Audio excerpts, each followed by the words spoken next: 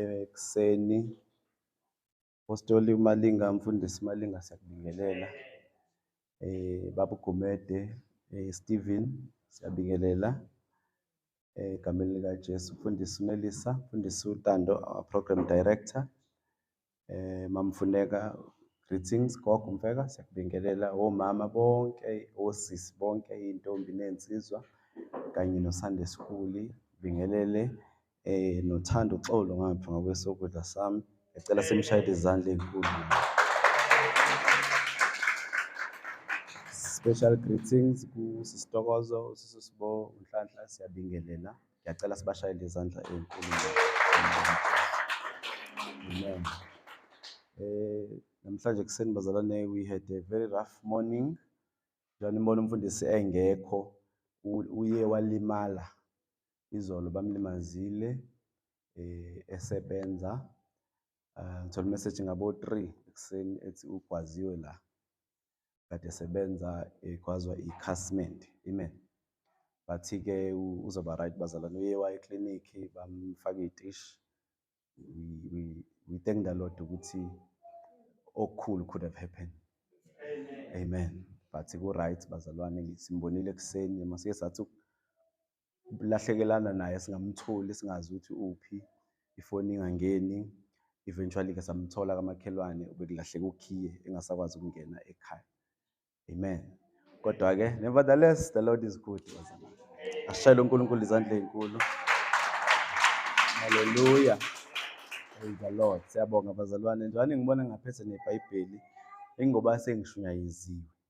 Okwami seku 30 minutes nje, 12 o'clock siyahamba. Isikhathi sokuphuma ngesikhathi vele sijwayele ukuphuma ngaso. So ungadidwa ukuthi uhlelo lithe ukushintsha namhlanje. Siyabonga ke uThando was on standby, vele samdonsa nje kuseni. Kodwa siyabonga ukuthi ukhona egameni lika Jesu. Amen. Before mhlawumbe ngingene kwi presentation yethu bazalwane. Bazalwane we are very visible. For abaningi bethu bayazi, those who do not know, we are very visible with social media. And we did that on purpose. So siyacela ukuthi abazalwane bazilandele izinto esuke siyibhalile nezinto esuke siyifakile. Yabona nje kuyimanje I have a Telegram channel. I-Telegram channel isebenza njengo WhatsApp. Every sermon esuke ishunyelwe la Sunday isuke ikhona i-audio yakhona. And lapha ya akudingi ukuthi uze uyi-download, uyayidlala ikhona. Ayikubizi. Ngiphatheka kabazalwane uma ngibona kwezinye indawo ngendlela ama-leaders akhona alandelwa ngakhona when it comes to social media and when it comes to izinto zasesontweni. Umfundisi uposta manje bayigrab bathatha abazalwane ubone sebefaka kuma-status zabo. But ngiphatheke kabi uma thina upost egroupini uzithulele nje. Omunye ngiyambona ukuthi online but ayithulele nje angayingeni nje. Nganoma igroup i-muted yini, akakwazi ukubona izinto zasebandleni. But ke usuku njenganalolu lwakhelwe ukuthi sishintshe indlela esenza ngayo. Sikuthathe serious ukuba sendlini yenkosi. Amen. Sibonge kuMama Funeka ngepresentation yakhe, very powerful. Apostoli izwi was, I'm so refreshed and revived. So ke bazalwane ngiyacela si download uTelegram. Mawungena nje la udownloada khona lama app akho. It's the same place, ubhale Telegram. Umuntu lapha kuleya group nje walesontweni ngamfaka naye, nganoma wabona yini umfundisi uNelisa ngoba unawo nobani konje omunye, ngisazi uba nomunye. But you just download it, then you ask for a link ngizoyishare egroupini. Ubona wonke ama messages. Bazalwane ingqondo yethu ayikwazi ukubamba yonke into. So mase ufika ekhaya ngathi ungene ku Telegram uthi play and listen again kulento kade ikhulunywa. Ngesikhathi uphinde uyilalela iyangena engqondweni yakho. Kuyezwakala bazalwane. Kuyasilekelela nokuthi sibe cultured. Izinto zasesontweni uzazi, wazi umfundisi wakho yini ayi-emphasizeayo kulezi insuku. Kungabe ukuthi uyigcina la kuphela. You listen to i-audio. Yazi ukuthi mina ayikho i-teaching ne-teaching yamfundisi wami, my father in the Lord, ayishumayelayo ngingayazi. I know everything. Ngakushumayelela nje intshumayelo yakhe ya last week manje, because ngiyazihlupha ngokuthi mangisuka la ngifike endlini uyazi uma Mfuneka ngivule i-TV or ngivule fortunately ke ushumayela uqala late manqe zoqala nje ngo-12, ngivule ngimlalele, ngiphinde nasebusuku sengilala ngifaka ama-earpods ami ngimlalele, so that lento izongena ngiyayi-enforcer. Sizoshintsha abazalwane. So ngiyafisa ukubabona abazalwane bengena ku-Telegram, so that you will know ukuthi bekushunyayela kuthiwa noma mhlawumbe kuthiwa ungekho esontweni u-updated, ukuthi ungaxoxela umuntu akade ekhona wena ungekho uthi hayi umfundisi ukhulume ngokuthi nokuthi nokuthi nokuthi nokuthi nokuthi nokuthi. U-Telegram ungcono ngoba wona awufani ne-video yaku-YouTube. Ku-YouTube uthe ukubiza but nakhona sikhona and amasemoni wonke akhona. So if une-Wi-Fi la uhlala khona, you can either use u-YouTube uma ufuna usibona, but uma ufuna ukulalela okumnandi ngo-Telegram ukwazi ukusebenzisa ngisho ifoni uyicishile. Iyadlala nje intshumayelo, ngisho uhamba endleleni, ngisho usemotweni, ngisho kuphi kuphi. Kubi ukuthi wazi intshumayelo zabanye abefundisi kodwa yamfundisi wakhe awuyazi. Hayi kubi bazali, impi leyo nto leyo. Impi. Amen. Siyabonga. We are growing kakhulu ku-YouTube. Namhlanje sinama-subscribers awu-380. Angazi banganga abalesontweni lapho. Safika noma Mfuneka kwenye i-gathering eThekwini yabaprofethi. Wathi omunye umama umfundisi, hawu bafuneka weqane ongibona, hawu bafuneka, I follow you. Yabo, I know your teachings. Kusho umuntu wale kude. But umuntu wasekhaya uthola ukuthi akazi baba bekhuluma ngani, akazi ukuthi kulonyaka i-theme yalonyaka ithini. Ukhona nje. But-ke bazalwane siyabonga ukuthi sizoshintsha, we will do lezi zinto esicelwa zona. Amen. Ngizocela to move around, mhlawumbe uzongisiza lo shuthayo ukuthi naye angilandele, because ngifuna engage sekushunyayeliwe. I'm not here to preach. Ngizopresenta nje ama slides ambalwa lapha bese siyahlukana bazalwane. Amen. So ngizocela ke ukwi-camera angilekelele ngoba I will move from here ukuze ngikwazi ukubona le nto elapha egameni lika Jesu. I-vision casting is very important even to your personal life nje. Lezi zinto engizozikhuluma la ngiyacela ukuthi in as much as uzozi-apply esontweni, uzi-apply nawe yakhe impilo personal nje. Ngoba zi-relevant even to an organization, zi-relevant to the church, nakuwena nje as umuntu. So ngifuna sibuke lento ye-culture kanye ne-vision. Uma Mfuneka uye wathi ukuyithinta kancane, ngicela ngiqhubekele nje ntana. I-culture ne-vision. Kubalekile ukuthi senze lento every year so that we know ukuthi sikuphi as a church, siyapi, nokuthi yini i-role yakho as umuntu okhona le bandleni, ngoba I believe ukuthi awuzelanga ukuzo receive phela, but ulethwe uNkulunkulu also to give something kuthina. I-local church is about that. It's not about receiving. It's about giving. That is why it's in a gift ahlukene, because we give our gift. If you withhold your gift, you are depriving not yourself but us. Yabo, uma igift yakho uyibamba ungayisebenzisi la siyidinga, usokolisa thina. Wenza ukuthi singasheshi sifike la kufanele sifike khona. Yini vision? Ngisimplifyile lapha bazalwana. Maningi ama definition of vision. But ngicela sisebenzise le izoba relevant kuleyo engifuna ukukhuluma ngayo. I-vision, cela ubuyele emuva. I-vision is the glimpse of where the Lord is leading us. Umbono, it just is isithombe esincane sala siya khona. Once umbono wami walingana nawe, walingana nala ukhona, that's no longer a vision. Umbono fanele ube mkhulu kodwa uveze isithombe esincane sala uNkulunkulu efuna ukusisa khona. Amen. So vision is a glimpse of where the Lord is leading us. So nawe ke as umuntu fanele ube na vision nje. as individual yakho, ayesesontweni yakho, ukuthi kulonyaka ngifuna ukwenza u1 no2 no3. Angibabona ababhalayo bazalwane, angibabona ababhalayo. Oh, nangu oyedwa. Okay, nangu wesibili. Okay. Ngifuna sibuke si-comparison ne-culture. Ngizoba brief nje, ungakhathazeki. I-culture sesiyazi i-vision yini, i-glimpse, isithombe sala uNkulunkulu efuna ukusisa khona. uNkulunkulu ufuna ukusisa ekuthenini sithi reach out to all communities. Sisazofika kwi-vision yala, si-transform ama-communities and making people disciples of Jesus Christ. So that is a bigger picture. I-vision-ke isivezela la siya khona. I-culture, yini i-culture? Abanye mayothi culture, bathi amasiko. Fana nepolitiki, umuntu mazombuza ngepolitiki, ucabanga nje uRamaphosa, ucabanga i-ANC ye-corrupt, ucabanga bazalwane, ipolitiki akusiko lokho esikwaziyo wale South Africa. Kodwa kangikho lapho. I-culture ama-ideas, ama-customs, nama-behavior, indlela esenza ngayo. Nikhona bazalwane? Indlela esenza ngayo, inqubo esenza ngayo, izinto esiphila ngazo. I-culture leyo esi-identifyayo. Hallelujah. Okay. I-culture noma i-vision ithi is about one day ukuthi we want to go there. Njengoba sila namhlanje i-vision yethu ithi sifuna ukuya kubantu.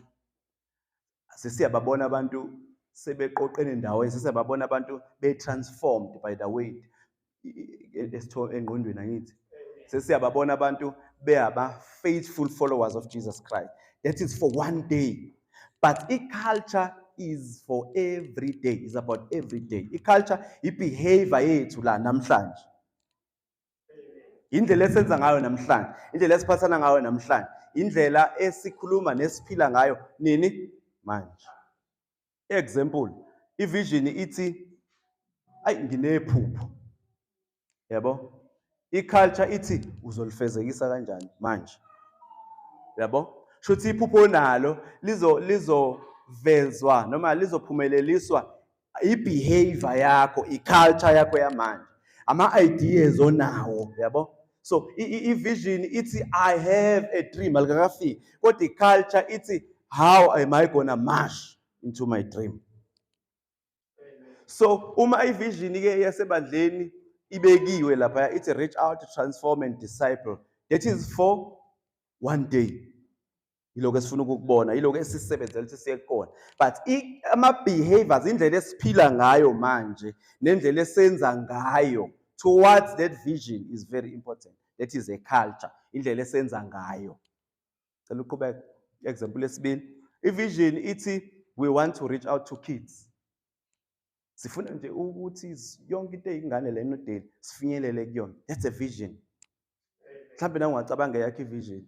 Mhlambe yakho uthi ufuna kulonyaka ubusuwakhile, ufuna kulonyaka ubusuqedile ukwakha, ufuna kulonyaka ubeke imali engaka. That's your vision for this year. I want to reach out to kids. I-culture ke ithi how are we gonna do it? Ingane lezi othi ufuna ukufinyelela kuzona, uzofinyelela kuzona kanjani? Sekuzofanele uhlele ubheka ama-opportunities, sekuzofanele ubheke indlela zokuyenza ke manje, yabo? That is culture, it's your behavior. Nala ebandleni uma i-vision yethu ithi reach out, transform, disciple, ukuthi senzani manje ke kona okubaluleke kakhulu kunokuthi sifinyelele kwi-vision. Angazi uma bayezona abazalwane. So i-culture ke ithi how are we gonna do it? Sizofinyelela kanjani ey'nganeni? Mhlampe uzoplana ukuthi hayi ngizokwenza ama-youth camp once a month. That's a culture. Mhlampe sizobadoba ngama-snacks, sibakhombisa uthando. That's a culture, yabo? Indlela nama-opportunities, how you gonna draw them to the vision ethi I want to reach out to kids. Amen. Kune-quote lapha engiyibhalile ka-John Maxwell. Ngifuna ubukeke ukuthi i-vision ne-culture kubalekile makuzoba khona koku-two.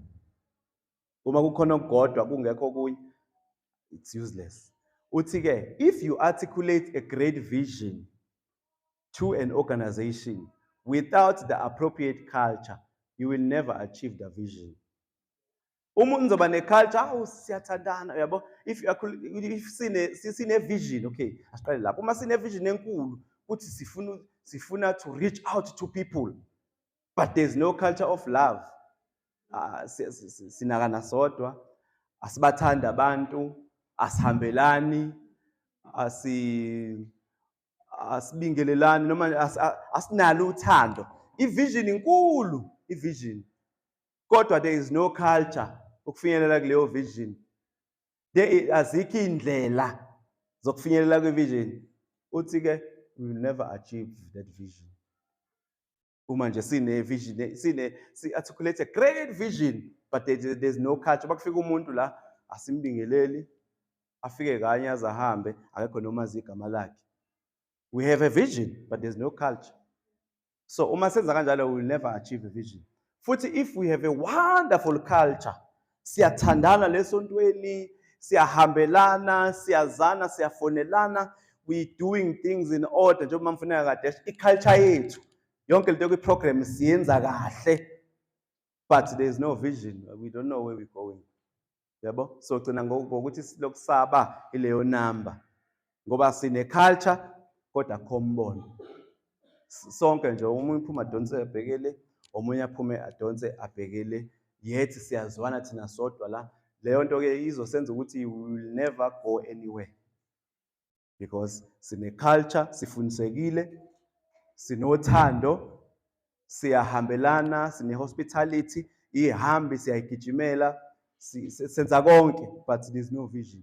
So lezi zinto zowu-two sidinga i-culture, sidinga ne-vision. Carry on. Oh, so right. I-vision siyayichaza. Reach out, transform and disciple. Say explain. So how are you going to transform? How are you going to disciple? How are you going to reach out? So no, we'll make so beka ma open air. So hamba so beka ma tende. Yabo siyayichaza vision. We'll transform people. So it's ama Bible classes. Siyayichaza. If vision is described, nale yakho uyayichaza uzuyibhale phansi. Bese i-culture is modeled. I-culture siyayiphila. I-culture sesiyasukuma ke manje sithatha i-sound. Every Friday it's our culture. Siyaphuma semgaqweni. I-culture sayimodela. Asikhulumi ngothando lapha. No, we reach out to people. We love the people. But the moment ihlala phansi, ayisekho leyo nto. There is no culture. So if vision is described, but i-culture is modeled, siyayiphila. Makuthiwa kuyathandazwa ngoLwesine every Thursday, that's our culture. It's not negotiable. We must always be here every Thursday. It's our culture. I-culture iyona ezosithatha isibeke kwi-vision. Amen. Vision align with our core values. What are our core values? One of our core values? One of our core values? Who else is this? Prayer. Family relationships. You know, okay? Word of God. Uyabona ama-core values ethu. Niyabona ama-core values bazalwane ngithi. Bawabalile. Prayer, izwi, ukukholwa, ubudlelwane bemindeni. Asizwe la. I-vision align with our values. I-vision yethu iqondene nalo ma-core values. Bese i-culture ke isi-demonstrate la ma-core values ebenwabala.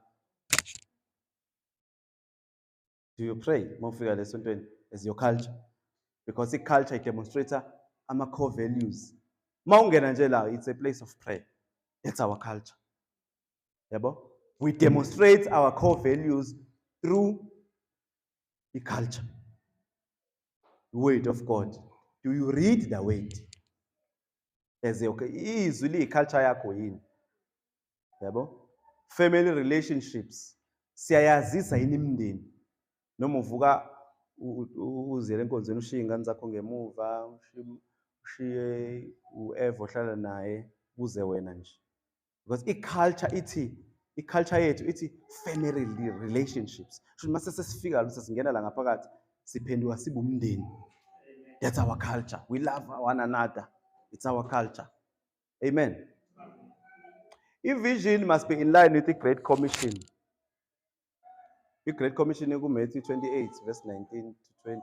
hambani nenze izizwe abafundi nibabhabhadise egameni likaYise nendodana likaMoya Oyingcwele nibafundise konke enginiyale ngako. That's a great commission. Bazalwane, ngisho ivision ingayinhle kanjani uma ingekho inline nalela verse akusiyi vision leyo. Akusiyi vision leyo. Awucabanga nje ivision ethi we are making yebandla njalo. We are making millionaire from being broke to being a millionaire. Sound good, yeah? Ukuthi mawufika lapho uyazi uzocela. But is it in line in Matthew 28? Akukho in line no Matthew 28. That is why it's in a city, reach out, transform, and disciple. We just hambani, that's reach out. Transform, nenze. Izizwe, abafundi, disciple. Uyabona nje usendaweni right?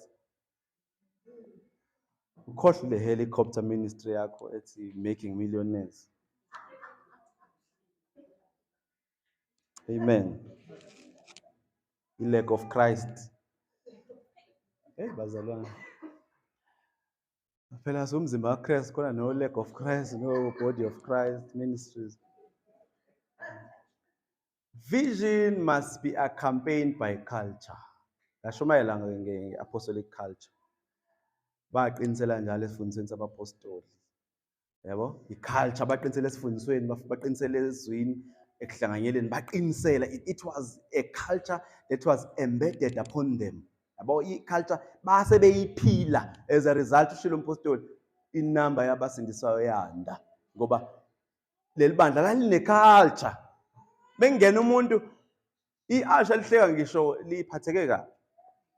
Alithatha ukuphatha kwabo kwasekhaya nokwasesikoleni lizokuletha endlini kaNkulunkulu because it's our culture ukuthi siyasmile. Noma kuthiwa uhleka inhlinini, ihlekeke inhlinini. Kodwa ungathathi ukuklina kwakho nokuphatha kwabo ngaphandle ukuletha endlini yenkosi. Yabona uyabona noma esikhipha nje isandla sayenzela nje, yabo. So i-culture, i-vision must be accompanied by culture.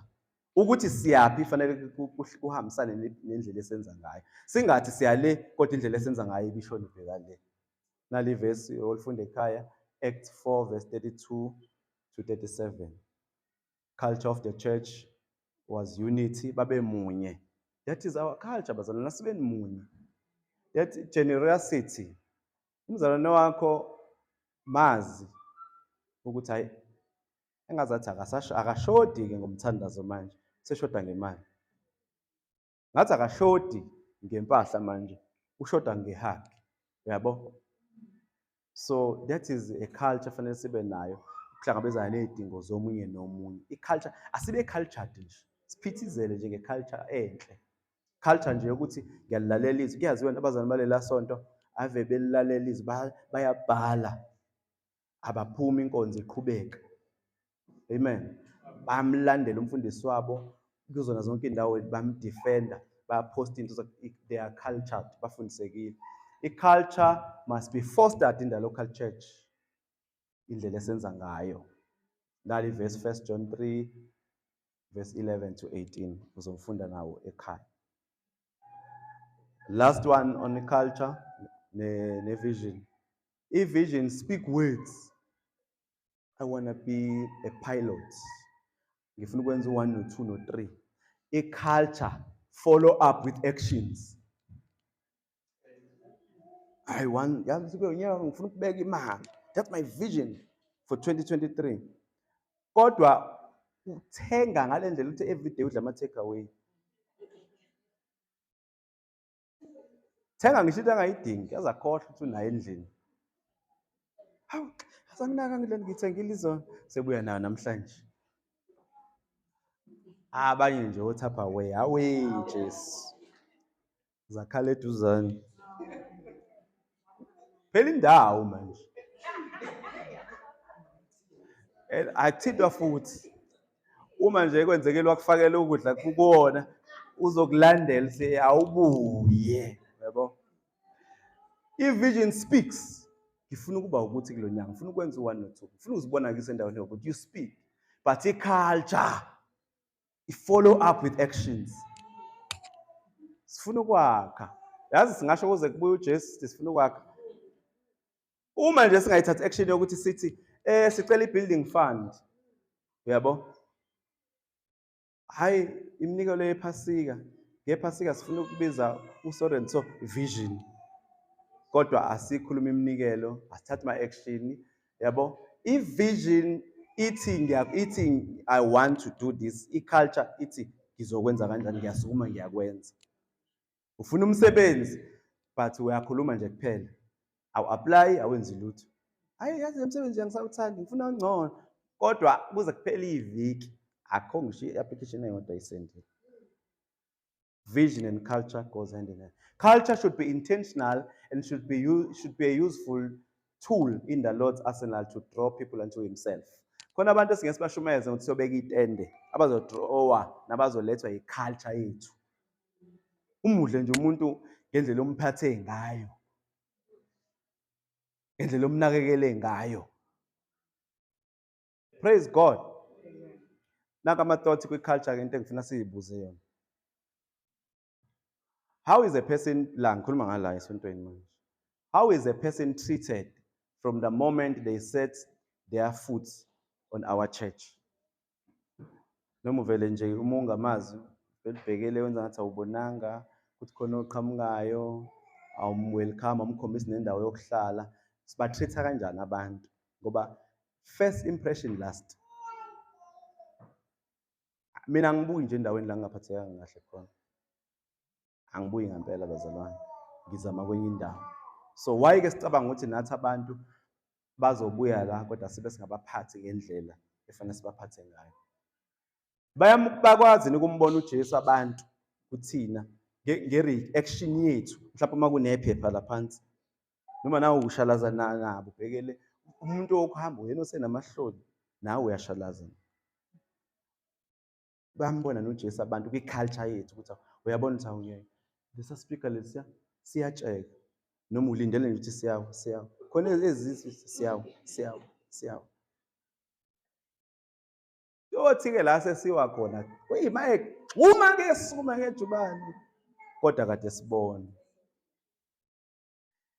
ama-actions ethu, i-culture yethu fanele imveze uJesu kubantu. Usukuma ubone into ngiyalenga lapha ungaloku ubuka omunye umuntu usukuma uyilungisa. Abazalwane ushilo mamfuneka akusiko okwabefundisi nokwethu nokwalabazalwane abambalwa abazinikelayo ekuthenini balungisa izinto la kube kuhle. Okwethu sonke i-culture yethu leyo. Do we have a culture of discipleship? Sengichallenge nabefundisi-ke ukuthi i-initiative yokufundisa abantu abasanda kusindiswa sinayo yini? Why singayithathi? Ngoba akufani phela umzalwane osanda kusindiswa manje nokade asindiswa. Fanele ibe khona iclass lakhe. Umchazela insindiso iyini. Uma ususindisiwe kawugqoki kanje. Yes siyamthemba umoya ongcwele but khona kufanele sikufundise. Uma ususindisiwe awukhulumi kanje. Omunye nje uzosebenzela evulgar language uma ngifuna kade ekhuluma ngayo. Ngoba engazi ngempela. Kwazi society. Kuthi emhlanganweni nomphakathi uthi yanithuli.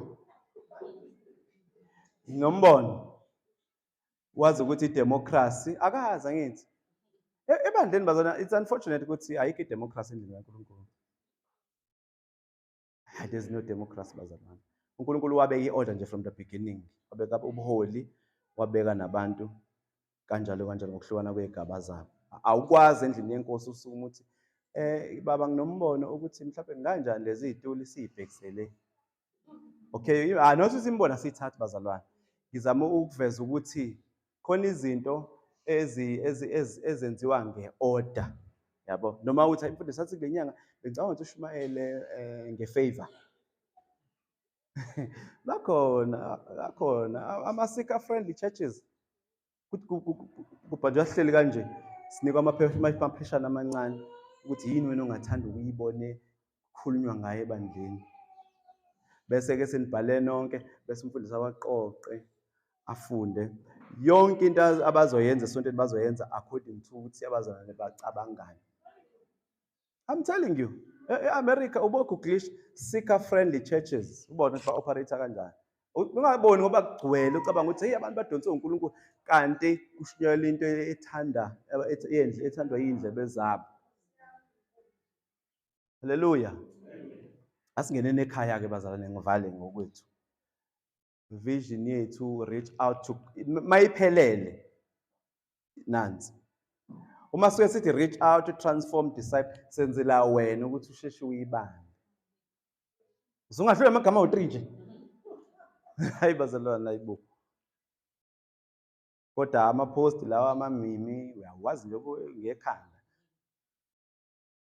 Uhlule amagama awu3 nje reach out transform disciple. Awuthini ivision yasebandleni lakho? No, we reach out, we transform, we disciple. Yabo? But mayiphelele ke reach out to communities, transforming them with the gospel and discipling them to be faithful followers of Jesus Christ. Amen. Iyazwakala kodwa bazalwane.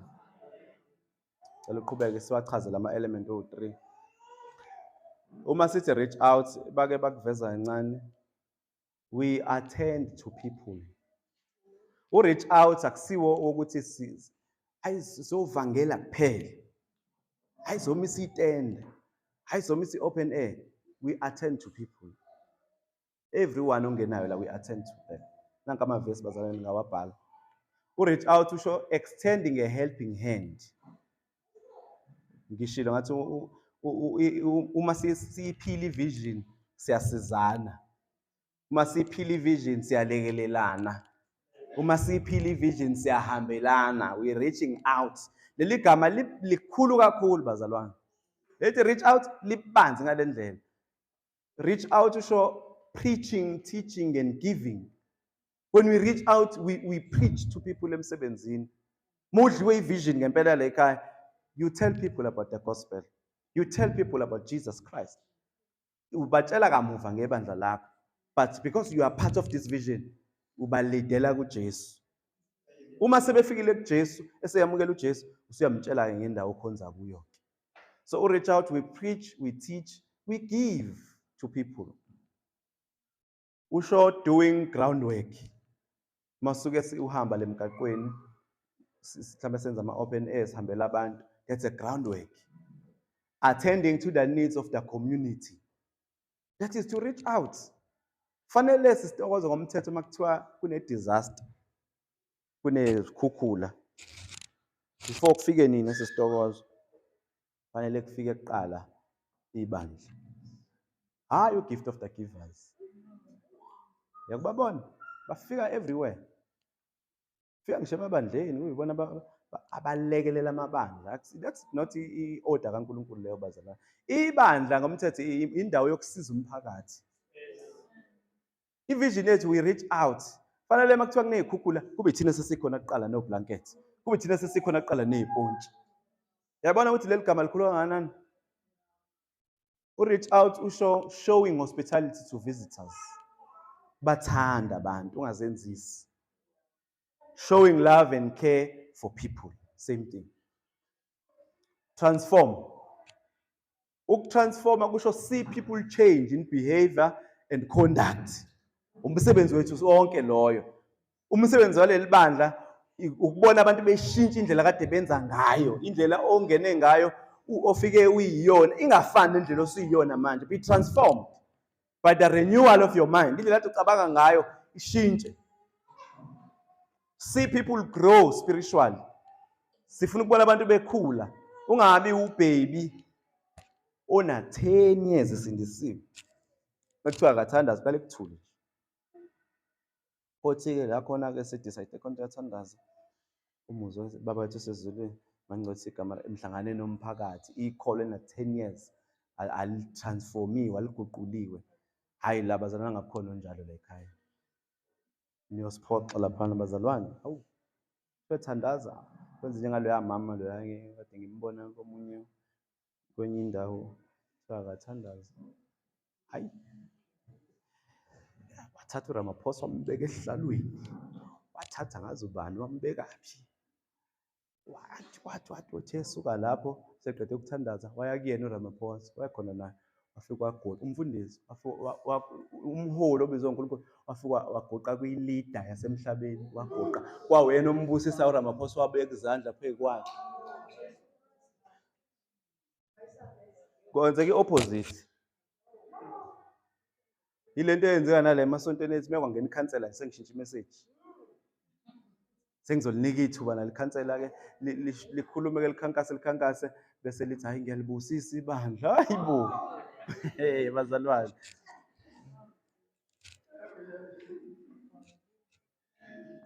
Ahambe ngesonto ezizayo seguqe lapha ematsheni amhlophe seshaya umjiva nakhona. Transform. See people grow spiritual. uNkulunkulu usilethele la kule ndawo ukuthi sikubone ukukhula. Ukhule kwezikamoya. I-transformation leyo. Raising mighty men and women of stature. People accumulate stature in the spirit. Giants in the spirit. That's what we are here for, to transform you to be a giant in the spirit. Uphume kwi-cave of Adullam as a mighty man. Kanti ufike khona discontented. Kanti ufike khona stressed, depressed. Phume la transformed. Uyi-mighty man. Ungafoneleli umfundisi uthi uphethwe ikhanda, uthi you headache, get out. Ube namandla because you are transformed. You know who you are. That's what we are here for. Creating an atmosphere of change in the local church. Ushilima Funeka, i-transformation yethu izovela nangendlela esikhonza ngayo. Uma si-dull in the spirit, sizela kuyashonela siyazela, we won't be transformed. Ngeke futhi si-create atmosphere yokuthi uNkulunkulu asebenze phakathi kwethu bazalwane. As-engage nezinto ezenziwayo. Be part of what is happening. Abantu manje khona babhorekile nje. Oh, qeda nini? Oh.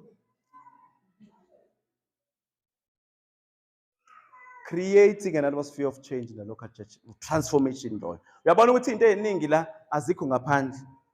Zila i-vision yethu uyabona ukuthi isisa ngaphandle silethe la. The same thing esenza ngaphandle siyenze la.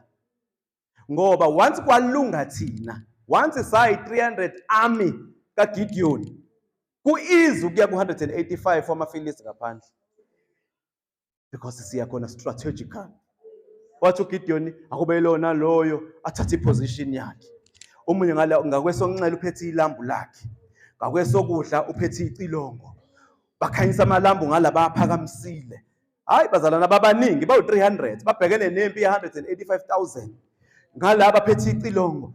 Bashama icilongo kanye impi ye185,000 yathuka yabaleka ibona ama-light amangaka ngoba itshela ukuthi Israeli futhi uceleni abantu azobalekelela, but it's only 300 people. Uma singaka, we can in no daily singayigoqa within a second.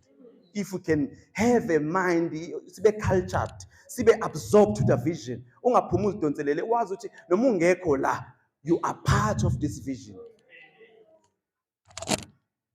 I-vision yethu utransform usho turning sinners into saints. Yababona bafike benjani? Bama-sinners. Sinners are welcome. But you are not allowed to remain a sinner here. A sinner, noma usuna 5 years, uzophatha uhlelo la, usayibiza ngesina. Hayi bazalwane, nami nje ngiyahluleka. Uthi usababaza lokho avela asho ukuthi uhlulwa yini.